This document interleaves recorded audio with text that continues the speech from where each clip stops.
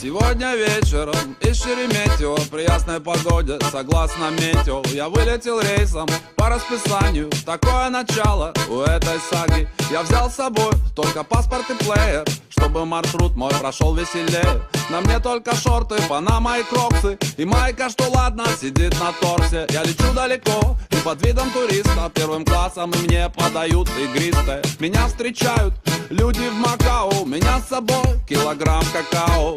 Какао белого цвета, какао белого цвета. А это какао белого цвета, какао белого цвета, какао белого цвета. А это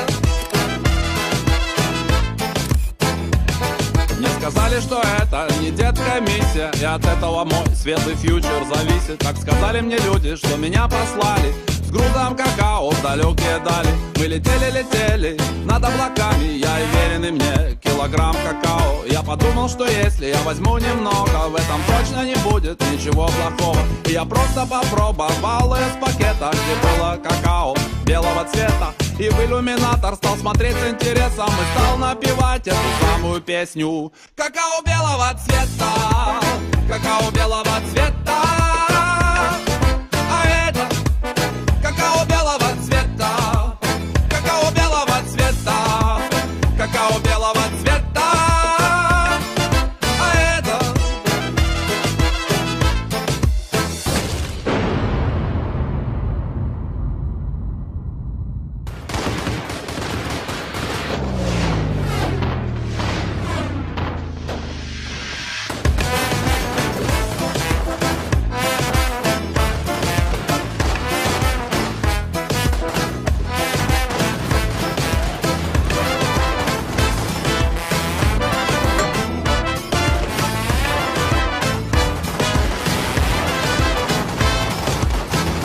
я все громче и громче пел Григория Лепса, и ко мне подошли сразу 3 стюардессы и спросили меня очень строго, что это. Я ответил: какао белого цвета. Я не знаю, как я обаял этих женщин, но в пакете стало немного меньше. Потом я душой становился все шире, предлагая offers и другим пассажирам. И когда от кило лишь осталась пылинка, я привет передал всем пилотам в кабинку. Надо только придумать, что сказать в Макао людям, которые ждут какао. Какао белого цвета, какао белого цвета. А это какао белого цвета, какао белого цвета, какао белого цвета. А это